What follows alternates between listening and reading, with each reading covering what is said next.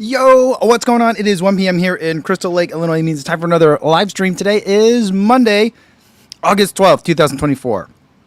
Are we sure that it's Monday, guys? It doesn't feel like a Monday. I have lost all track of time and day. I'm very disoriented, but I'm here. I'm back home. Just got home like basically 12 hours ago, and yeah, I'm here for another live stream. I just got back from Paris. I was there to watch Olympic activities for the last 5 days. It was amazing. Feel free to ask me anything in the comments. But before we get to that, let's have everyone listening on the audio-only version of the podcast. I know you guys have been all right with me not doing a lot of live streams this month because there's been so much Olympic stuff to talk about, to listen to. So I know you've been great, but hopefully you're having a nice run today and that the temperatures are mild for you. It's a lot. The temperatures were like chilly when I got back home last night. And they were nice and mild today, too, so that was really nice. And for everyone else watching this later but not live, welcome to the #1 drive time radio show about running. Welcome, you guys. Hopefully, whether you're cleaning up after dinner, folding laundry, or crunching some numbers, doing some taxes type of thing. Hopefully you're having a good night. All right, let's see who we got here in the chat. Sega Dreamcast wants to know, Kavosi, did you have any run-ins with the camera police? Were you able to use your main camera and lens for most things? I did not even bother trying bringing my big camera because I was very concerned about security. This being an international event of the biggest stage, and with all the stuff happening before the Olympics began, with opening ceremonies, with the sabotage of the rail lines, that thing, right? I was like, I'm not even going to try. So I just brought that Sony camera that I had bought, which I don't love that thing. I think when the next iPhone comes out, I'm going to probably buy the next iPhone, just so I can handle stuff like that for the future. And the thing that was weird about it is that, like, I feel like I could have smuggled in my camera, and maybe not my long lens, but a longish lens. But I just didn't want to deal with it. And then what would I do with it if they were like, you can't bring that in? Then I'd have to go all the way back, and it took a long time to get to the stadium. It wasn't easily accessible. And so it was just too high risk for me to do that. So I didn't bring the big cameras as planned. I did not do that, and I just brought the second phone that I bought for that purpose. All right. Kevin Patterson says, I hope LA 28 Olympics does the public marathon as well. Seems like such a sick concept, even if it's hella late at night. Yeah, I did not do the public marathon. I was too tired. I was having a hard time I was getting probably anywhere between I got between 4 and 10 miles a day while I was there, and that was just all that. Even that felt like a lot. I wasn't sleeping well. I was eating and having good food the whole time, but I never ate like I normally eat. So that, it's just, yeah, it was hard. It's hard. It is a great concept. I do think I'll have to rethink some of my approaches and strategies for LA 28. And I do love the idea. I do love the idea of it. I hope they do it. It went well. Because then it's then everyone gets to see, if you do it a lot like the LA Marathon, of course, you get to see where they held the Oscars. You get to see did we see the Hollywood sign? I don't know. You see the Disney Theater. You see a lot of stuff.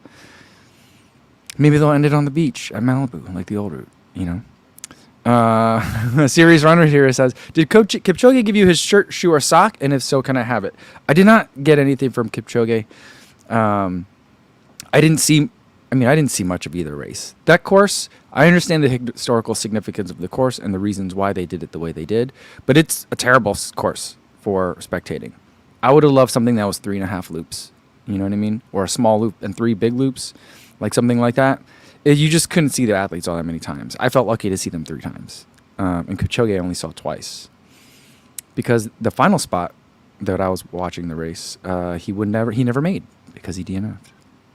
Which is that his second DNF? Anyone know? I don't know.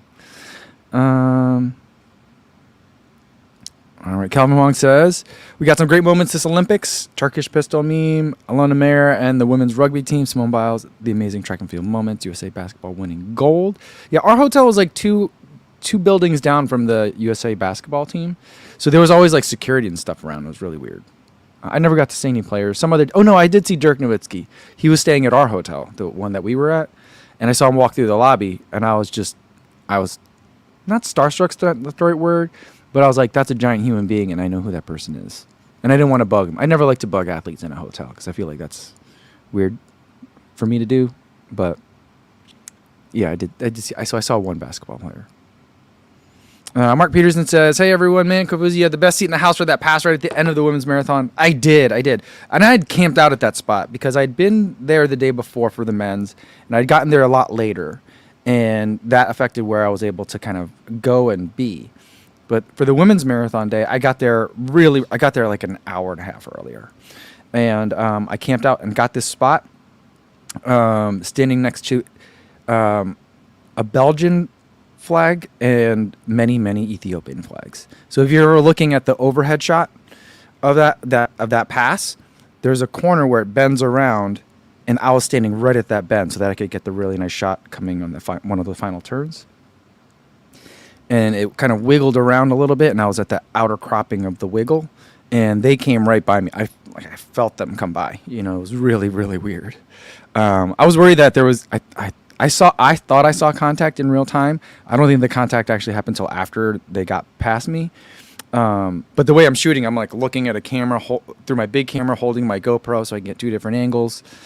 So it's hard for me to actually see anything in real time. But it was wild that like they're coming down. People have been waiting there for an hour and a half for them to come, and it's down to the wire. It was really incredible. And the crowd went nuts, absolutely nuts. Jody Beck says, "Good day, everyone. First live stream in a long time." Yes. You know what I'm looking forward to? I do have a trip coming up right when taper starts for Berlin, but for a good, what's today? 12th? For over a month, I'll be home. No, not going anywhere. And I can't wait to get back into a routine.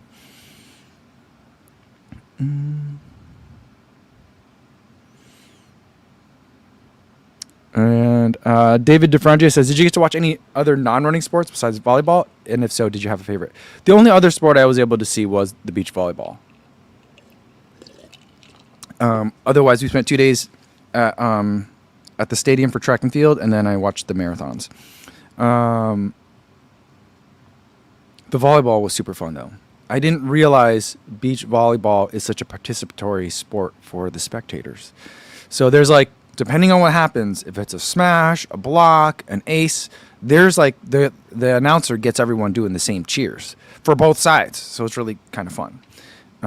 So it was pretty fun. It was intense, and you're like in the shadow of the Eiffel Tower, so really cool.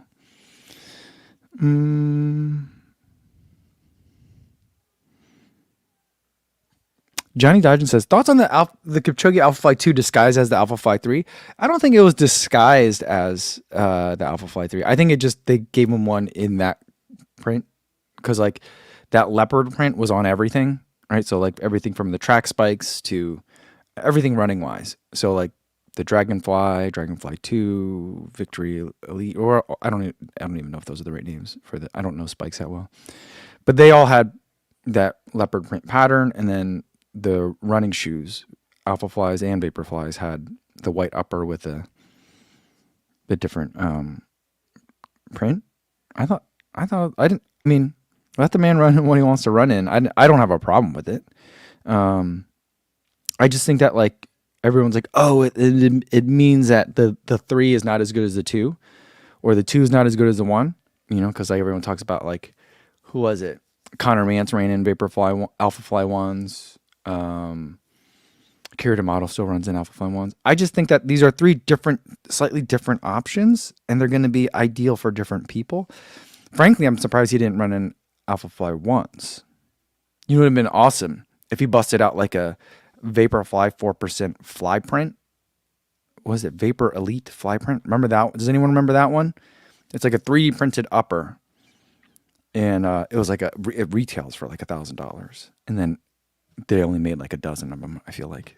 And so that would have been a flex. JC says, "Any celeb sightings besides athletes? They were all over on NBC's coverage." I'm trying to think. I don't think I saw any celebrities while I was out there. And I know that other than like we did the shakeout run with Sidious Mag and Believe in the Run.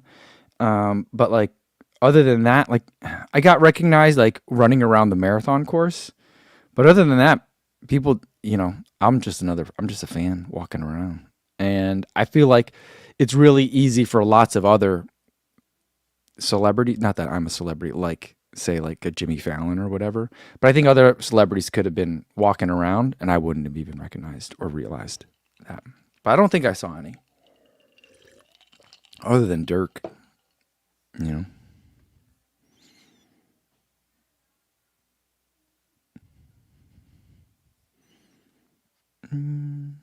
All right, let's see who else we got here. Daniel Burton says, "Co, what did you eat?" So, two of the nights we had the hospitality suite, which is just kind of like a long conference room in the stadium that had lots of bars and like lots of different food stations and stuff. But it was all very like light food. So there was stuff like that we ate at the stadium. I never got any concessions while I was there, although I really should have eaten more when I was there. I did not, that's the thing. So like where I was at, I like, so some trips when I go on trips, like a lot of the food is like catered and provided to you. And that describes a lot of this trip. And whenever that happens, you don't end up sitting down to eat a lot. And it's never what you would kind of pick.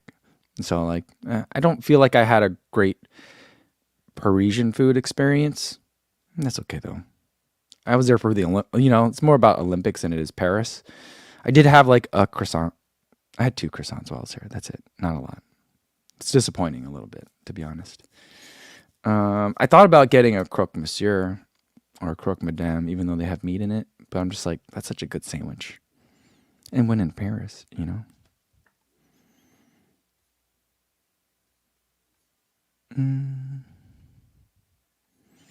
Arif Kazi says, this is your friend Arif from Atlanta. What was your most favorite moment you encountered in the Olympics? Favorite moment? I'd say like athletics wise, being at the 42 kilometer mark and seeing Tigist Assefa and Sifan Hassan like elbow to elbow racing to the finish. That was the most intense Olympic moment that I saw. But I think the best tourist being there moment was after beach volleyball. ASICS had rented out a boat, like large, not a yacht, but like a party boat, one that like you would get like a dinner river cruise kind of thing on. They had rented out a boat, and we went back onto the boat. We had like light snacks and stuff there. Again, there's like lots of little bites everywhere. And then we went to beach volleyball, and then we came back from beach volleyball after that. And we were just hanging out. Eiffel Towers in the background because we're right on the Seine. That was really cool. And I'm there with Believe in the Run, Megan Featherston, like they're all there. And I got to hold Val Allman came by, the discus thrower, and I got to hold her gold medal. That was really generous of her, and that was really cool. So just having that moment with like friends in like a surreal location, doing a surreal thing. That gold medal, it's so heavy. It is so heavy. Like you would think it's just impossibly heavy. It's kind of like picking up a shot put. Like when you pick up a shot put, you're like, whoa, this is dense. The gold medal was like that. It was incredible.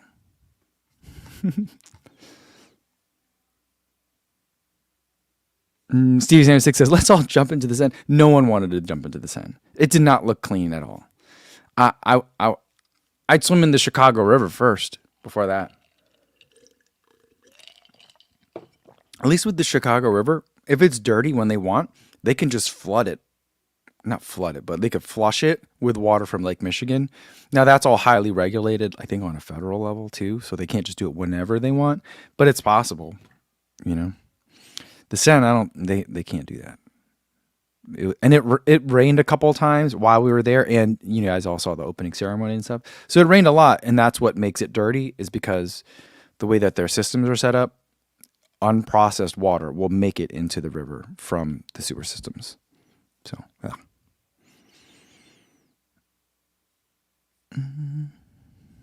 Kevin says, the gold medal is mostly silver though, right? Yeah, so I think it was Thomas that looked it up. Someone looked it up, and it is a slug of silver with a piece of the Eiffel Tower on it. That's that square piece. And then it's plated in either gold or bronze. I don't think they put an extra plating layer on the silver. I'm not sure how that works. But even so, silver is a heavy metal as well. So, I mean, it was still solid. And I think it's not like gold flake, I think there's a decent coating on it. But yeah, it was wild. It was wild.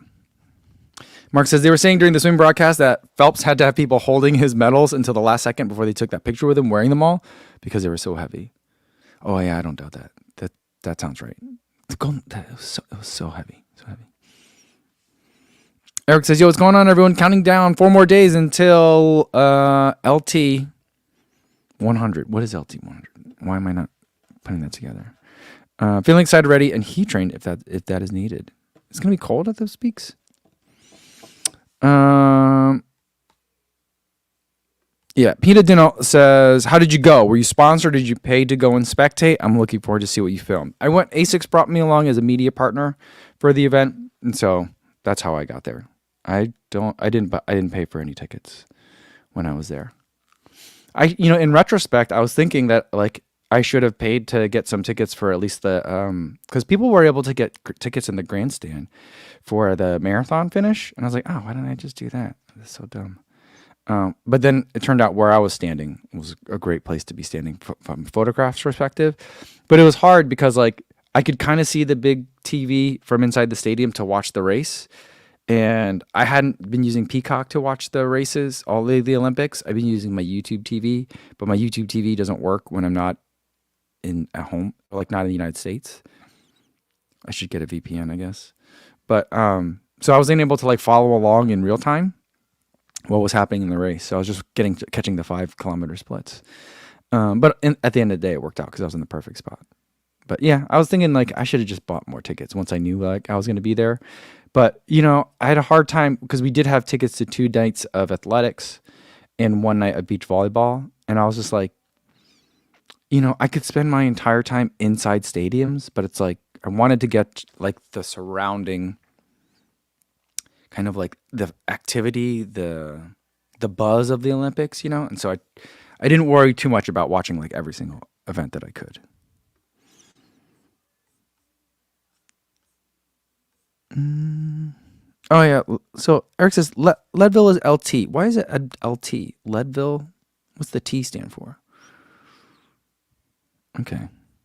Adam says the gold medal might be heavy for me, but was it for Val? Probably not.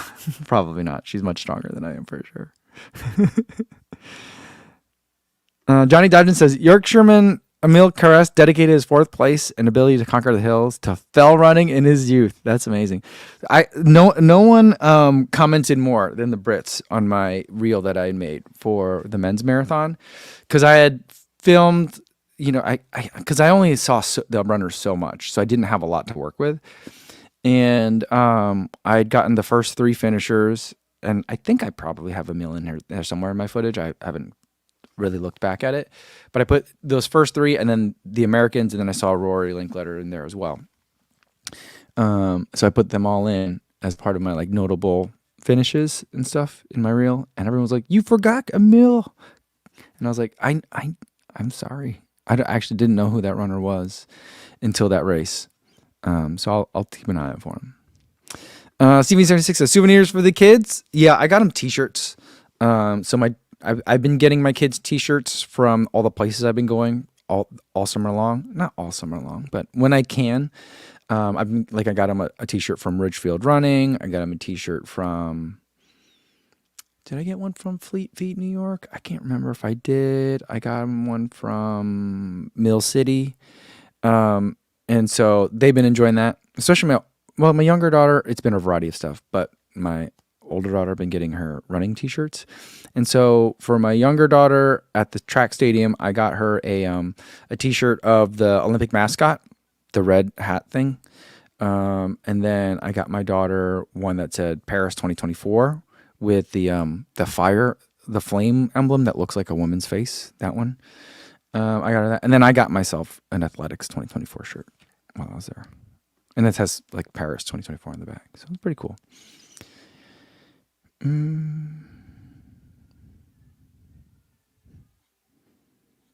All right. Let's see who we got in here. Oh, the T stands for Leadville Trail. Oh, okay. I was trying to. I knew. I was like Leadville's coming up, so I thought. But then the T threw me off. I don't know. Cheryl Ross says, "Hey, Co, what Olympics? So many Chicago Marathon alum did incredible there." Yeah, I mean, like just looking at, I was talking to my daughter about the women's marathon, and I was like, I thought Helen O'Berry was going to win because she won Boston and New York, and then Sharon Lokedi also won New York. So these are hilly marathons, and I think Lokedi won during the hot year, if I'm not wrong, but O'Berry's won when Boston was hot, So not that it was super hot last year, but it did get warm for sure, And so I'm just like, I thought that it was going to be O'Berry's, but Asefa has proven that her world record wasn't some sort of fluke, and Sifan Hassan is amazing. I think she's the most fascinating runner right now of all the runners. 5,000 meters, 10,000 meters, and the marathon. I mean, last year what did she run? Did she do the 1,500 meters and the marathon? I just thought her doing that in the same year was a big deal. I don't know. Adam says, did you get them a shirt that reads, "My dad went to the Olympics and all he got me was this stupid shirt"? That would have been amazing if they had that.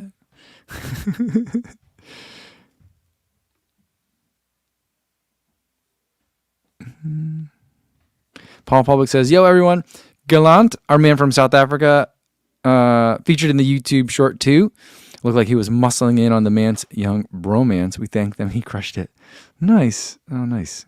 Very cool. Very cool. Otto Vorgrinchik says, "Hi, everyone. Not counting the Americans or the French, in your opinion, which nationality had the best fans?" I feel like the Netherlands always shows up.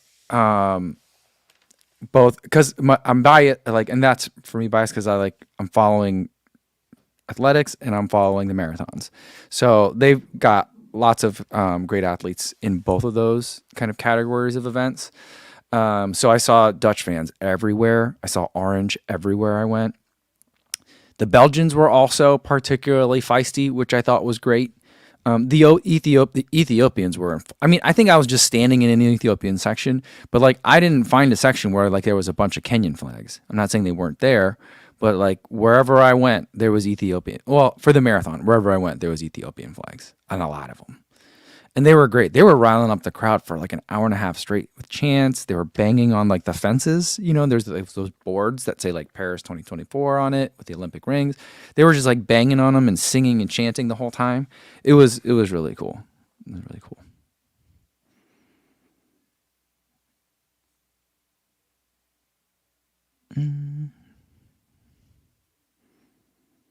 Matthias Ventes says, "I hope some other shoe companies get in on this summer touring model to build some goodwill at the local levels and heck, maybe bump up sales a tiny bit, but mostly build some goodwill." I did just see, I don't know if it needs to be a full-on summer tour, but I agree with you. I think it's a great way for the brands to connect both to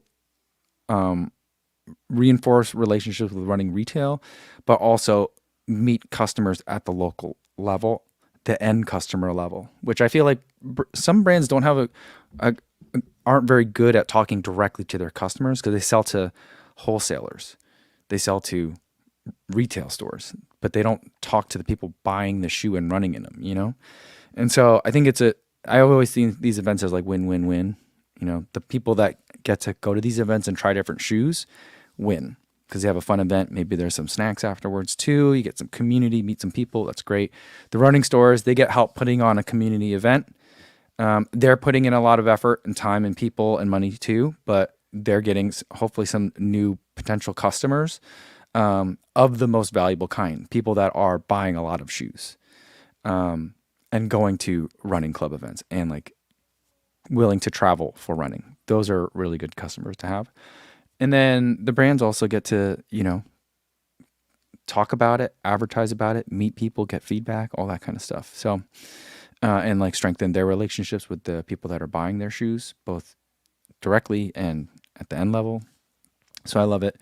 I have started seeing some other brands doing similar types of events. Not that ASICS invented that, but I'm starting to see the same formula is kind of showing up, And it's good to see. It's really good to see. I think some companies were not set up for that in terms of an infrastructure, in terms of human capital to be able to execute those. So, like, I think a lot of the way that brands are selling to running stores and their accounts that way is starting to get reconfigured. So that way they can better execute these kinds of, not just so they can better execute these kinds of things, but that's one of the things I think we'll see. Daniel Burton says, did you see the hill in the marathon? I never had a chance to go out there personally. It is about 12 miles outside of city center. Well, maybe not 12 miles outside. It was at the 12-mile mark of the marathon is where the hill started. And so it was just hard for me to get that far away. It was a big time commitment already when it's like, I'm not getting that much sleep. I'm not eating enough. I'm not hydrating enough. I'm not running enough. And everything's always short on time. So I didn't make it out there to see the hill myself.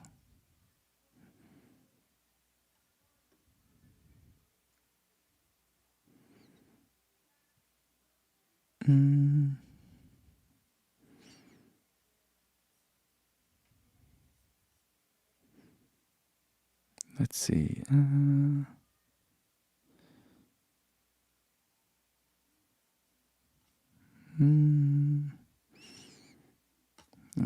Sorry, I got to catch up with you guys in the chat here. Brent says, do you think the LA 28 marathon will be a similar difficulty to Paris with 3 hills or maybe flat along the beach?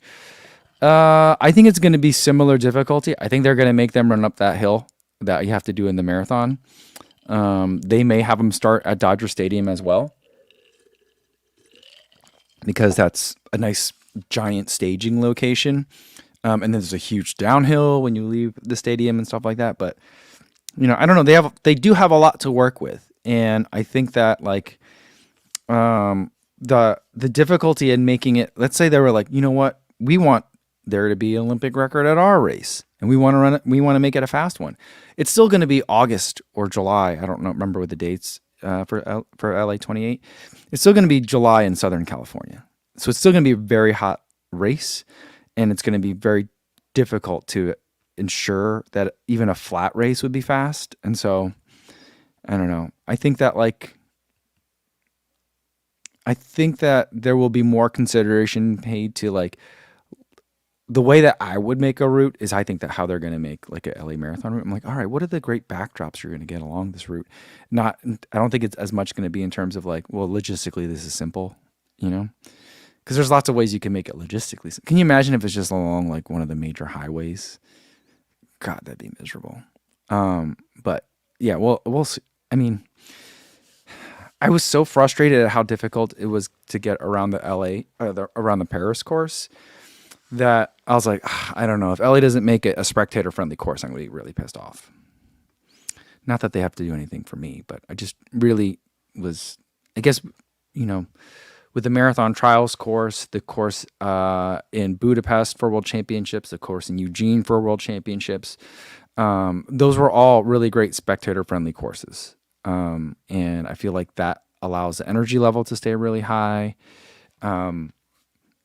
They kept saying on the broadcast that like, oh, there was, or at least in like Instagram posts and stuff that I seen, saying that like there was crowd support the entire route. I'm like, I watched the race like afterwards, like the TV coverage of it afterwards. And I saw some of the men's race like on TV, like as it was happening. I'm like, there's places where it's pretty quiet. For an Olympic marathon, there's places where it's quiet. And so like, I just don't think that should happen. Drew Reed says they should just do the CIM course. Would that be that? I mean, I would not like that either because that course is impossible to get around quickly. You have to get someone with a car and then who's willing to break traffic laws to get you around, like Tony with a Sony or Brian Metzler. They could do that. But like, I mean, it wouldn't be that far-fetched of an idea for them to do it somewhere else because like in Tokyo was going to be so hot that they had it in Hokkaido. Right, which is a plane ride away. It's on an northern island of Japan, So like it was really far away. So like in theory they could do that. I mean, I'm thinking, hey, we're putting people on a plane and making the marathon somewhere else. Light at the end of the tunnel marathon, 2,000 feet of downhill. Let's go, send them. That's what I would want. I know it's not even in California, but again, as long as we're leaving LA. But I think now with the way that like Paris integrated Paris into the backdrop of so much of the events. I think that LA is definitely going to be like, we need palm trees, we need sand, we need the Hollywood sign, we need, we need everything that's recognizable about California. We like if it didn't happen to go by like a movie studio, I'd be surprised. I'd be shocked, you know. But I think the interesting contrast this year was that like, normally the Olympics are all about like get close in on the athletes as much as you can, This year it seemed like because of the backdrops, the Olympics weren't about any one athlete. They were about everyone running in a giant pack of runners with the pyramid of the Louvre in the background. You know what I mean? And so I feel like it was an interesting like dual tension that pulled at each other. It's like, how do you get everyone close to see like the sweat off their brow, but how do you also pan out and show the grandeur of the event?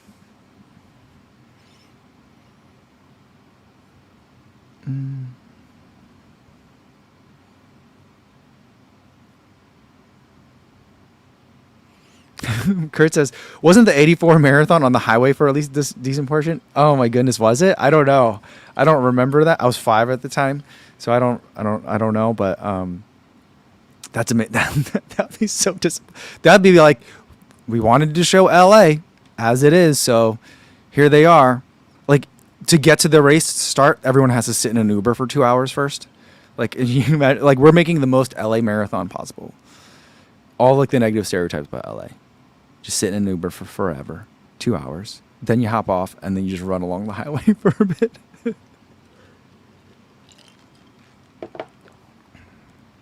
Adam says, I think they'll do a loop course in LA. I think so and hope so. I really hope so.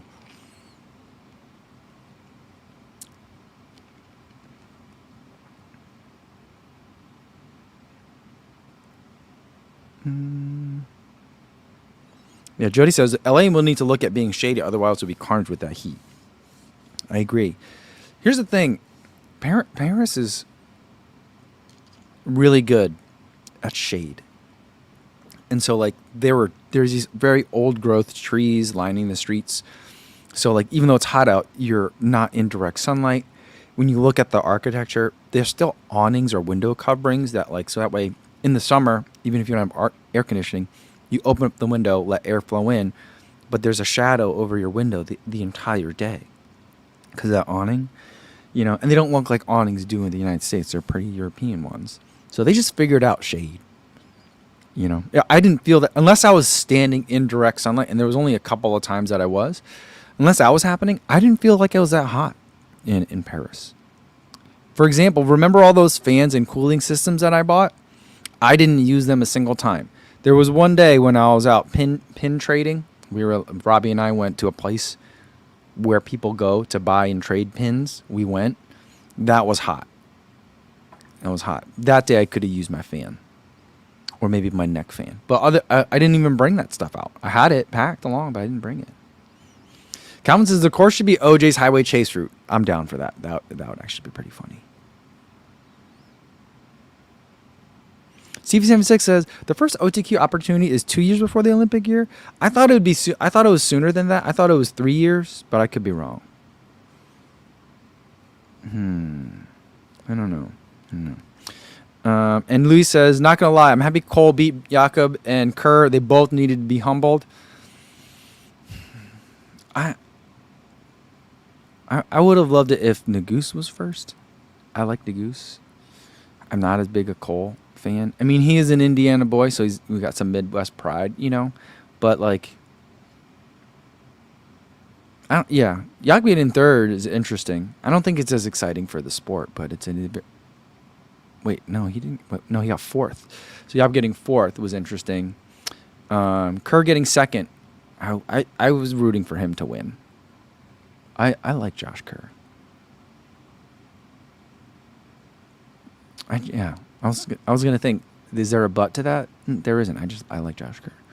But if it was like Kerr, Nagoose, Hocker, just shuffle that around a little bit. That would have made me a little happier. But it was still really. I ultimately don't care, who won. It was an exciting race. All right. Neil says, "Hey, Co, not Olympics related, but I'm running a marathon in New Zealand in November. It's 70% on flat trail and 30% on road. Do you have any shoe recommendations for it?" I would say if it's all flat packed, you know, like something you would find in like a garden, then I would say you probably don't need to change your shoe recommendation. You know what I mean? But if the flat trail is like, like someone's been walking through like an open grassland and there's a pathway beaten in it now, then I might go with like a trail shoe. But like, for example, when I did the light at the end of the tunnel marathon outside of Seattle, that's very little of it is on paved surface, but it's all like dirt roads, like roads that cars, like fire roads and stuff. So like stuff that like Jeeps will drive on, but it's flat. It's downhill, but it's like even, and I ran in vapor flies for that race.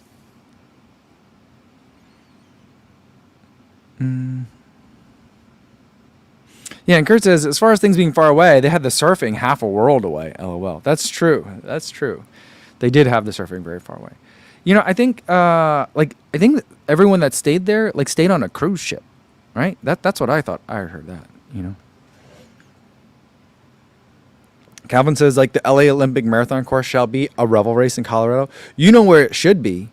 You know where it's going to be balmy, relatively speaking, in August? Duluth. So if we're picking like almost anywhere in the United States, I do think light at the end of the tunnel marathon, because the light at the end of the tunnel marathon is only like a month after that anyway. That could be one, and grandma's, make it grandma's course. Yeah. Cosmopanical Michael says, run through Dodger Stadium. Can you imagine if the marathon is just only on the track? The 26.2 marathon on the track. That'd be, JC says, I heard rowing and softball would be in Oklahoma for the LA Olympics. See, like I understand, like Tokyo did it where like they went somewhere else in Japan entirely. Paris, they went to like Fiji for the surfing, right? I get that. But I'm just like, I don't want it to be that far apart. The great part about it is that everything was so close. It was, yeah.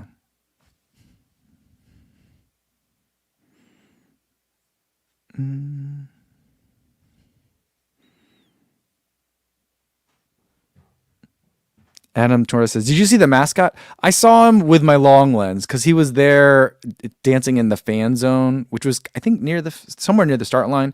There was I don't know if you had to buy tickets to that. I don't know how people got there, but he was dancing there before each of the marathons. And I think that's the closest I got. So like something that I could see with my zoom lens, but I never got close to it.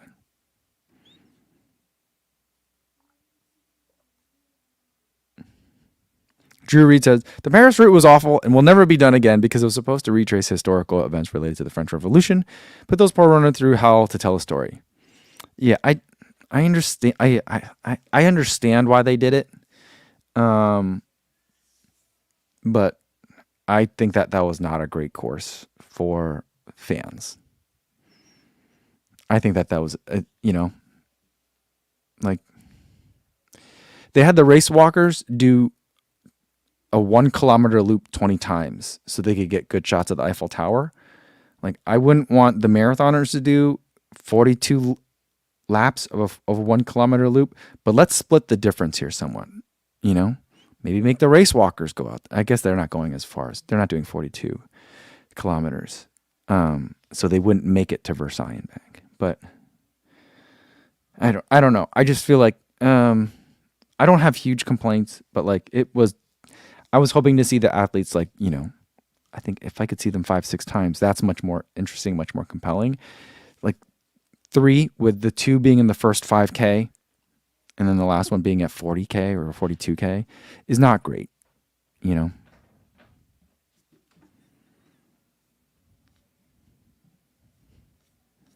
me scroll down and catch up with you guys again. Yeah, Kurt says, I thought it was the course, but I didn't know it was that tough to see it for the fans. So the way I was thinking about it is there could have been a metro stop, I think, that I could have taken from like the 5K point, assuming all the trains were running. Sometimes stations will look like they were closed when they were too close to an entrance to an event or to a finish line.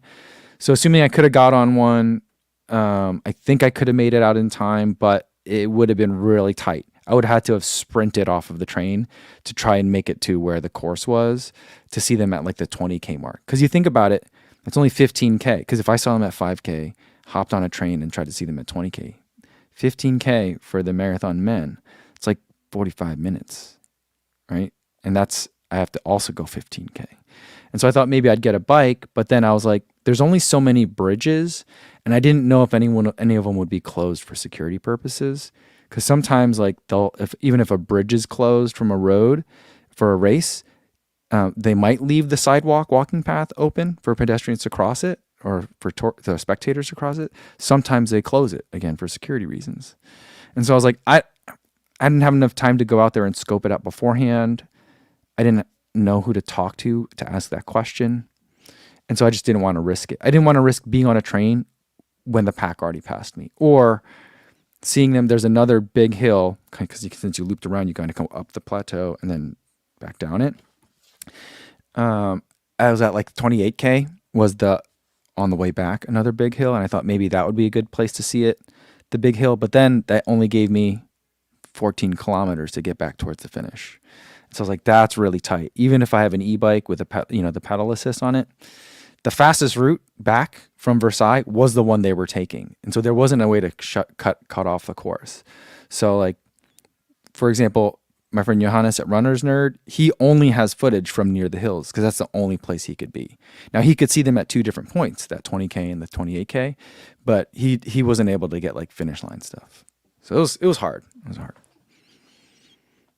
But I mean, I'm like a 0.0001% of the most spectators just want to see them. But I feel like that's even more so than important to make it a loop course. So that way spectators can see them more than once. Especially since like there aren't a lot of events that are open to the public to see. You could see some of the cycling events that were on the roads, and you could see the marathon events. Everything else was very expensive tickets. And so I feel like, it's a way to at least get everyone have a chance to see something.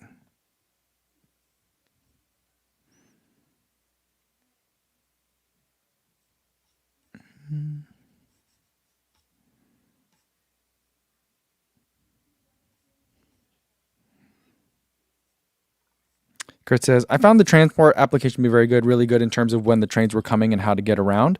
I know most times in New York City I can make it, but not sometimes, no.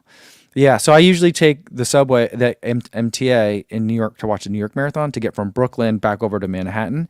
But this year, Tamarat Tola ran so fast that Drew and I got off the train, were not sprinting, but we were running hard. I mean, we could have run harder, I guess. But we were running hard to try and see Tamarat Tola, the men's lead, at another point, and he was too fast for us. We couldn't get there in time.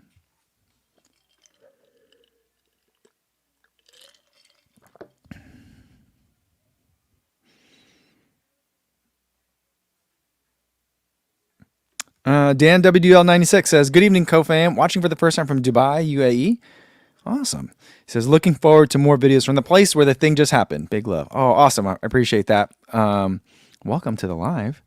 And yeah, I had one other video that I needed to do. That Ridgefield Running Company video just came out. I was hoping to get it done like on the plane ride over to Paris and then upload it from Paris. So that way I could just focus on the Paris video when I get back. But that didn't happen. So I finished that today. I don't like to have 2 Runners Weekend videos in a row. So I'll probably do another running shoe review video and then while I'm also working on the Paris video. So I'm going to kind of take my time on it and not really kill myself over it just because I'm already exhausted. So, but that video will come out soon enough.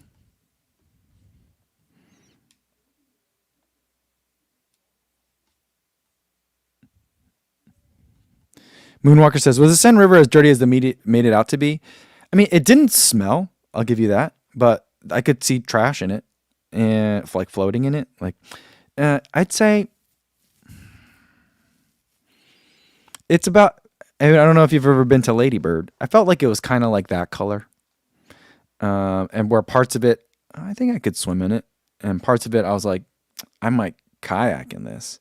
And parts of it where you're like, I don't know if I'd want to touch that. So I think that's kind of how I'd explain the Seine.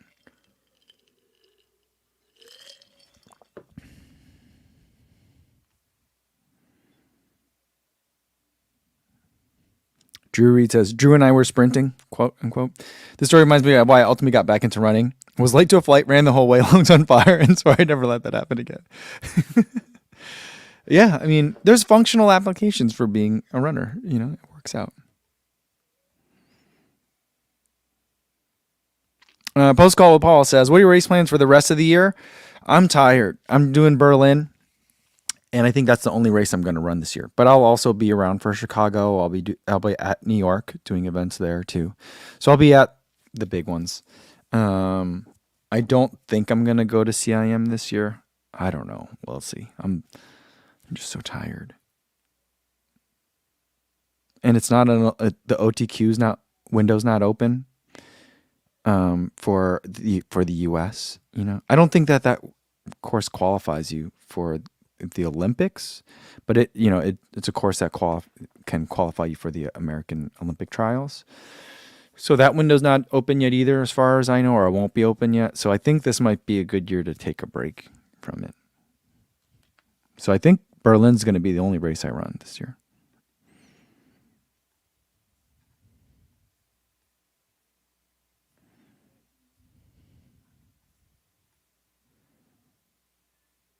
Mark says, has anyone run the Ventura Marathon in February? I'm eyeing it up for next year.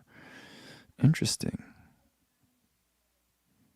I'm going to be doing Houston, the half marathon again. So if anyone wants to hang out in Houston afterwards, I'm probably going to be cheering at that same place I was last year, and connecting with the local crews that I'm assuming will be in the same place.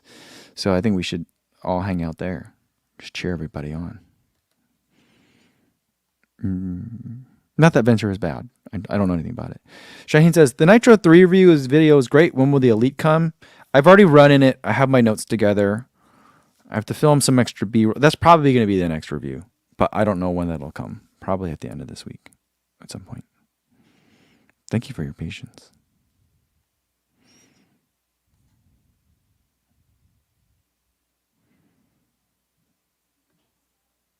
All right, shoe comment.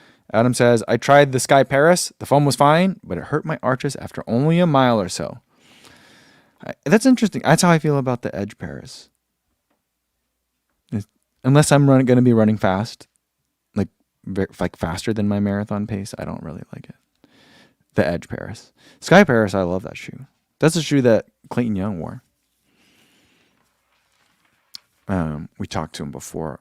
I had a chance to speak with him a little bit before the race. I didn't get a chance to interview him. I thought I might have the chance for it. It didn't work out. But he came by the ASICS house like 2 days before the marathon. And I'm like, dude, get off your feet. What are you doing here? But he was there like saying hi to people. He had spent so much time at the ASICS house and he was so generous with his time there that I thought maybe he was hurt or something like that. And he was like, I'm not going to be racing that hard anyway, so I might as well make people happy, kind of thing. But I mean, he ran a heck of a race. And he did a lot of schmoozing. It was impressive. Alan Liu says, this is your quarterly friendly invitation to come to Dallas in December. It could be a good year for me to go to Dallas. There's a half marathon too, right?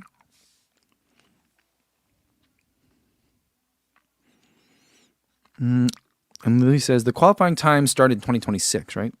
I thought it would be 2025, but you could be right. And Kurt says, just read that LA 84 marathon was point to point from Santa Monica College to the Coliseum. Oh, interesting.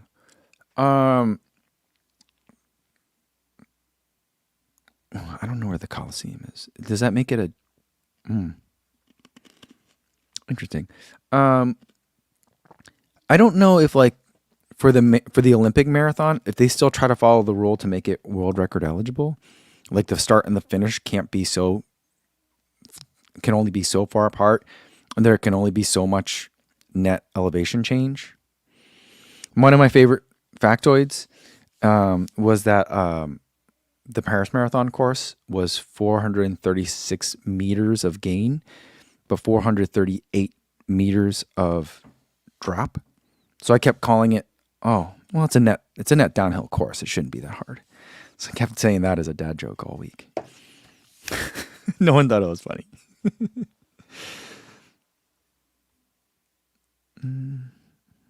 Drew Reed says, I'm set to run Chicago this year. Had to defer from last year due to an injury. Important question. Best place to get a massage afterwards, downtown close to the river. Get the VIP tent. It's like Skyline, something like that, or whatever. VIP tent. You can get massages in there. You also get your own gear check area. Not your own, but like everyone that does the tent. I was in there, and Oliver, who's in the chat, I don't know if he's here today, was in there last year.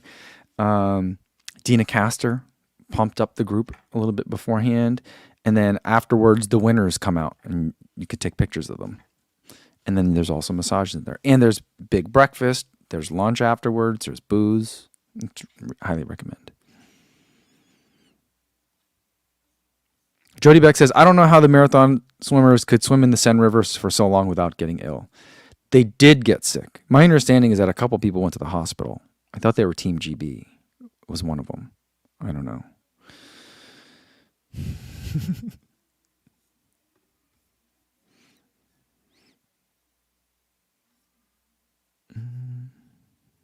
Moonwalker says, what airline are you flying to Berlin?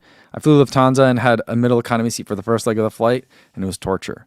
Ugh, that sounds bad. It'll probably be Lufthansa. I haven't booked a flight yet, to be honest. See, I'm waiting.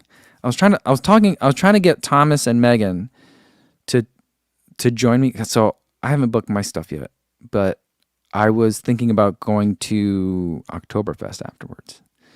And I was like, but I talked to some people in San Francisco when I was there for the Move Your Mind tour, and they were like, you got to go to Munich. Don't stay in Berlin. Go to Munich afterwards for Oktoberfest. And so I was thinking, all right, fly to Berlin, bullet train to Munich, and then Munich to home. So that's what I'm thinking about doing. But I'm thinking, I already like traveled all summer long. I went to Paris for the Olympics. I'm like, I think I need to bring my wife on this one. So I'm thinking maybe I'll have my wife fly into Munich and then meet me home. So our plans are all still up in the air. So I haven't booked anything yet. But I'm a United person, and Lufthansa and United are partners, and so it'll probably be Lufthansa. And I'll probably end up flying through Frankfurt for some reason, and I don't like that airport.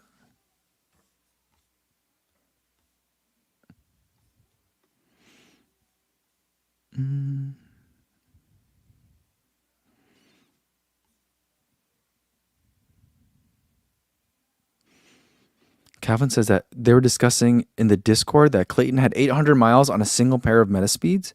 How do you know that? Is it from Strava? Because maybe he just forgets to update it. But I could see him.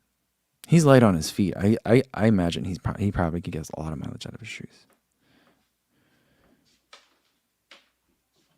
And JC says, Dallas, do it. Yes, there's a half marathon too. Okay, that's interesting. I'm interested now.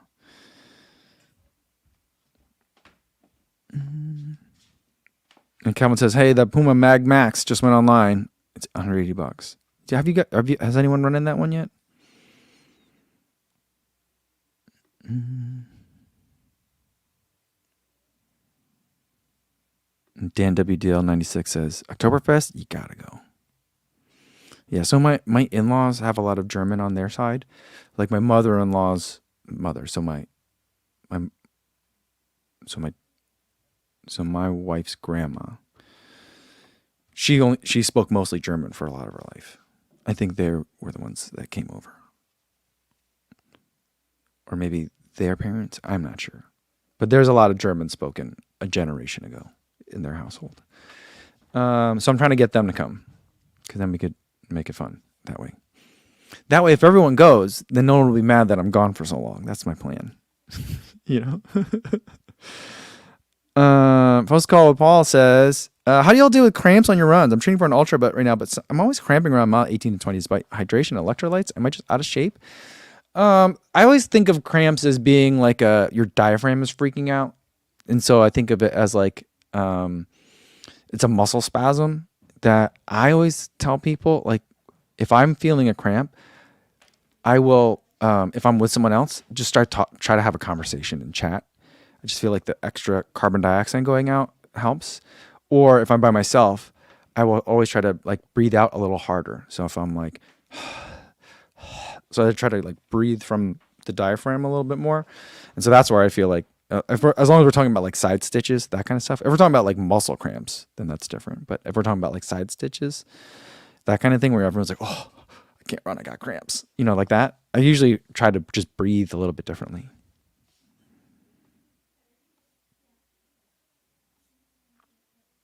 All right.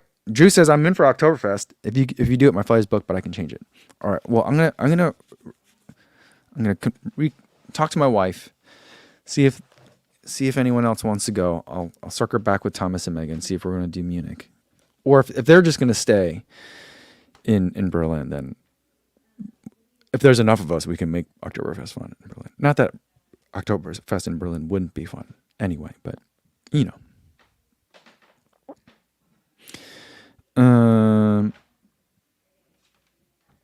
Yeah. And Mark says Frankfurt Airport sucks. Yeah, I don't know why it's so bad. And you know, people said really bad things about Charles de Gaulle, but I had a really smooth experience there yesterday. Was that yesterday? Yeah, I think yesterday. Drew says, what if any recovery stuff are you wearing for transatlantic flights? Just got the Normatec Goes, hoping they allow me to walk a few days after. I haven't done anything for transatlantic flights. I think the best thing that you could do for yourself is upgrade your ticket to something that gives you a little bit more leg room. That's the best thing you can do. So you could sleep. If anything, I would do compression socks, really tall ones, and then just try to get up every once in a while so you're not sitting for so long. Oh, okay. Sega Dreamcast says about the Clayton 800 miles. He said, Clayton said in his series he was going to use only one pair of Sky Paris for the build, and it matches what it said on Sarva. Okay. Nice. Interesting.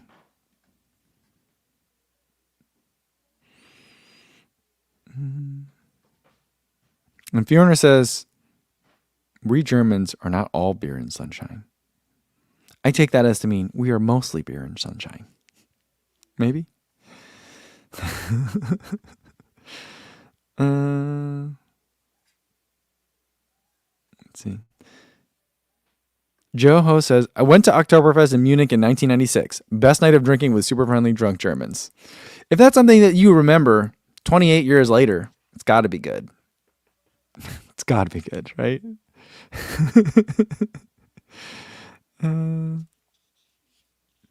It's funny.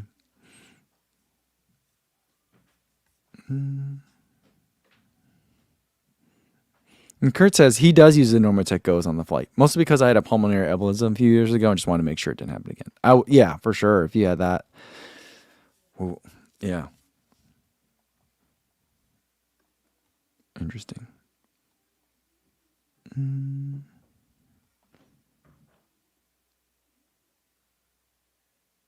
Dan WDL says, Cozy Run Club hits Oktoberfest, steins of beer and daily mile repeats for the hangover. No, because this will be right after Berlin Marathon, so it'll just be recovery walking. You know? That's funny.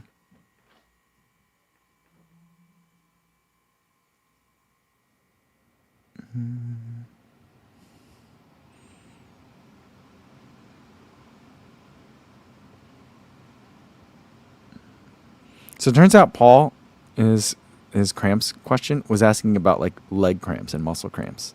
That I think is a hydration issue, or it's like a electrolyte issue.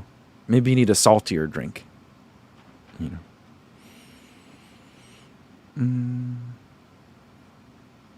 Stevie76 says, my dad went to Oktoberfest and all I got was a Salzy t-shirt. That would be pretty funny.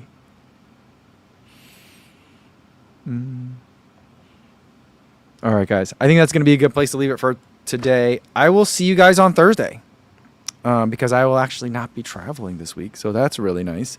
So I'll see you guys Thursday. Wait, will I see you guys Thursday? I think my sister gets into town. What time does my sister's coming to visit, which I'm really excited about. I don't know when she gets in on Thursday. I will have to double check on that. We will probably do a live stream Thursday unless we don't do a live stream Thursday. I'll let you guys know. I'll post it as soon as I can in a post, so you guys will know whether or not we have it. But if not, I'll see you guys next Monday. And we're getting back into the fall schedule soon, so we'll have more live streams than we have for this summer. So it'll be more frequent coming back soon. All right. And the next live stream, I've got a bunch of shoes to unbox that I think you guys are going to be really excited about. So should be a lot of fun whenever the next time is. Till the next time, be safe out there, everybody. Thanks.